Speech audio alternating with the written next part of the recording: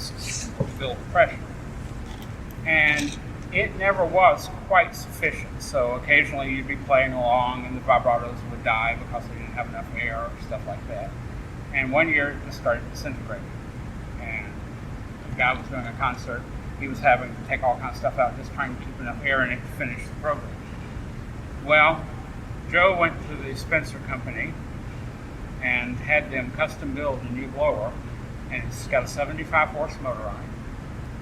And the blower cage is about 7 feet in diameter, about 5 feet deep, and it's multi-stage, and it can put out up to 55 inches static wind pressure. It's plenty to blow the organ. And so then it comes from the basement and feeds to the sides into the console. And so that's how you get it up there. And then there are regulators that sit on the floor that you can pull that pressure down to a usable pressure for the pipe work. And they have weights and springs on them, so the more notes you play, the more holes you put in the box. Those things fall, and valves open up to let more air in to try to push it back up and keep it steady. And when you cut on the vibratos, there's the end of the line, and they're a controlled delete. And they throw the whole thing out of balance. So you have this little tibia here.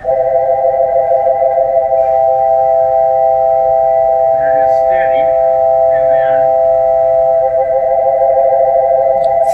so when you throw it out of balance, you get the vibrato.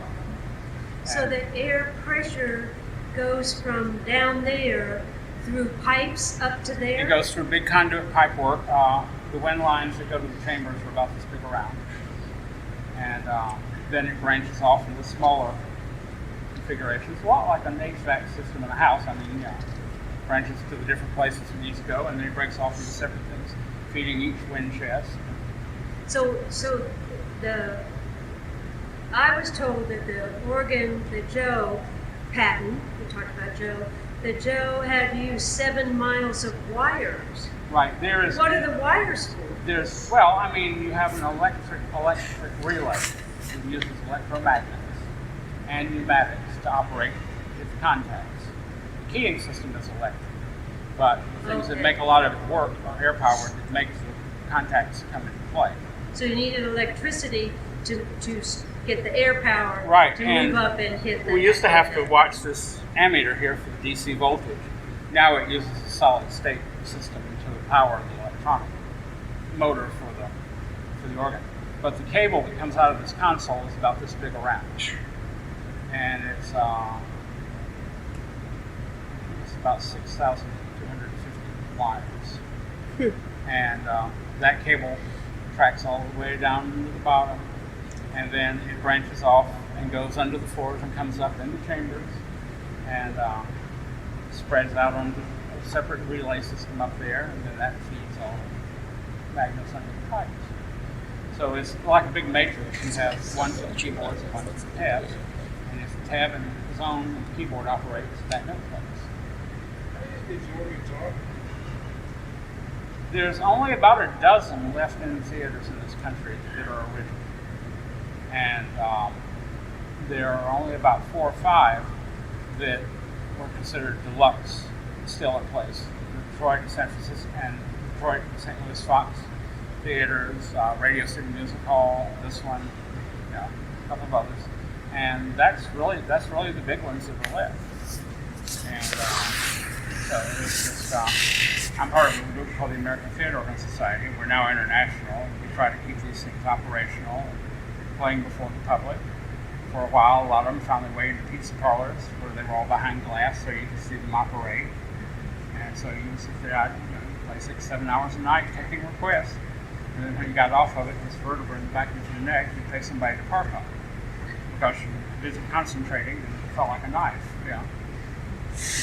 How was the sound amplified when you played? There's nothing amplified at all. You're hearing the actual volumes. Both these things look like gas pedals do. There's 7 of them. The first 5, there are 5 chambers. So there's 1 pedal for each chamber. But I can also go up here on this matrix. Right now I've got them all set on number 4. It's just easier doing just one for demos and things, but you could break them all apart.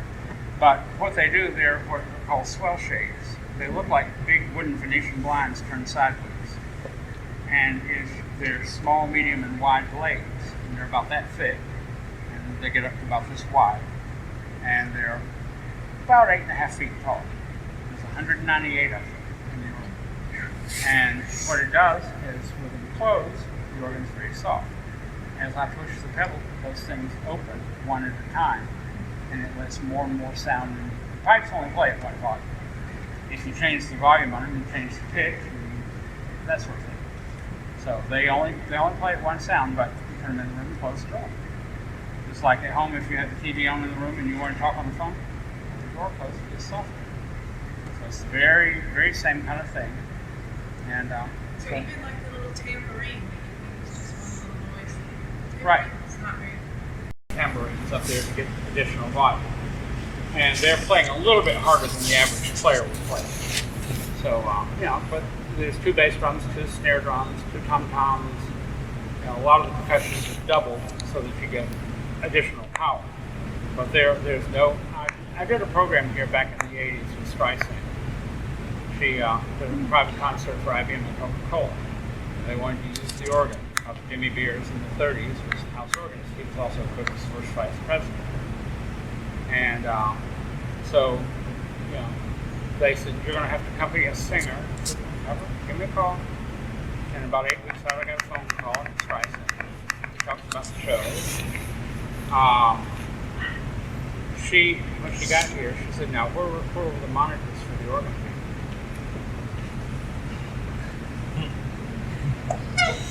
No. It's all acoustic. There's no amplification of any kind in it. Everything you hear is the actual sounds of things. And so it's amazing, these things, people have put them at homes, that sort of thing. When you scale them down, they'll scale down. When you put them in a bigger space where they can develop, they get bigger. And where you have the vertical height, the low notes, that's one wave of that frequency is about 62 feet tall. So as long as you have enough height, it develops full power. And it doesn't get muddy and all that. So, they were designed to fill spaces. And this one has a particularly nice big ensemble. So because it originally was going to be a shrine auditorium, it was going to be used to accompany folks singing and all that kind of thing. So you can have a little fun with it. Everybody thinks down here is only the low notes. But you can do, let's take this, and we'll put it down there in the pedal, but I want to hear where to go. I saw you a minute ago. There you are. And you can have a little fun with it. If you steal from Mr. Sebastian Bach, you can do this.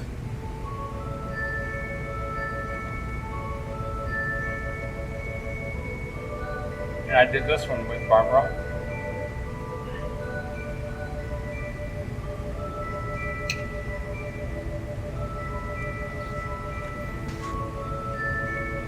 And I've got a dead note down here in the pedal, so just hum the note when you don't hear it.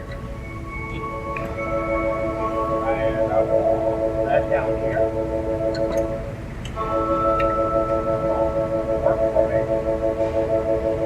It's being fussy, it does that. Maybe that's one of my dead notes here. Oh, there we go.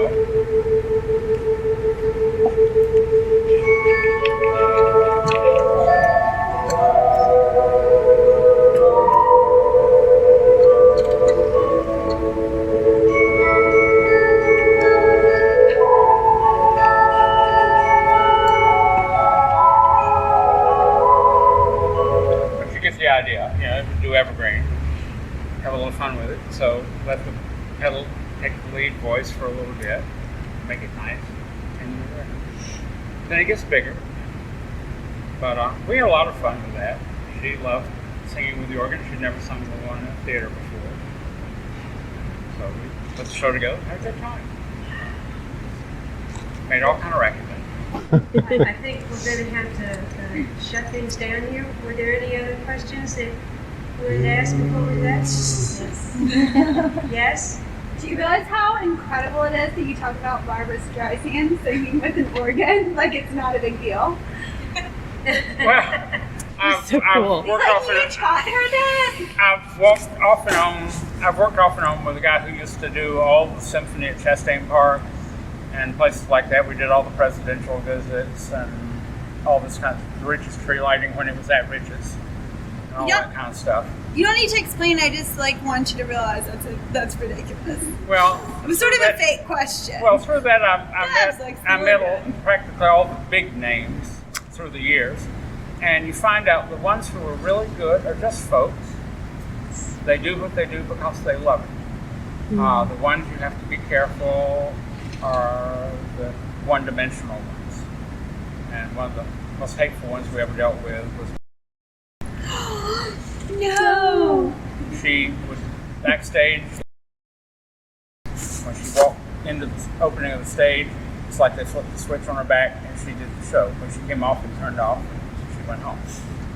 No. And so, it's you run into that. But it's been a lot of fun just over the years. I mean, we had Liberace here one year, and so he was roaming around up in the balcony.